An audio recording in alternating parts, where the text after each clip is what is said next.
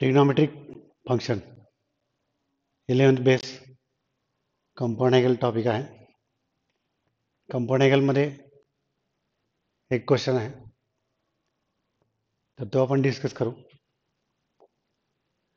tan A is equal to 5/6, tan B goes to 1/11, then A plus B हे त्याचे option पण आहेत.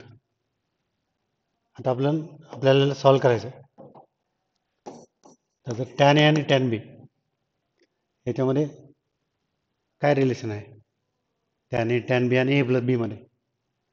तर आपल्याकडे हा फॉर्म्युला आहे, tan A plus B is equal to tan A plus tan B upon 1 minus tan A into tan B. tan A plus tan B upon 1 minus tan A into tan B.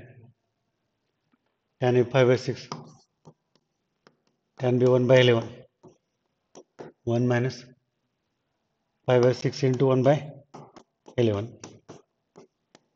याला simplify करू आपण. tan A plus B equals to 55 plus 6, 55 plus 6, the 61 upon 66. खाली तर 1 घेतो, 66 minus 5 हे पण 61/66 होतं.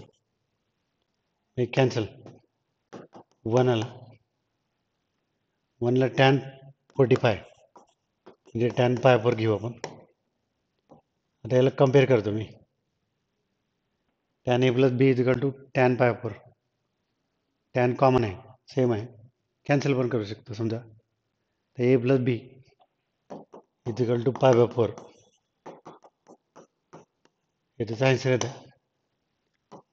Option C, A plus B equals to π/4. या टाईपचे क्वेश्चन आपण डिस्कस केलं.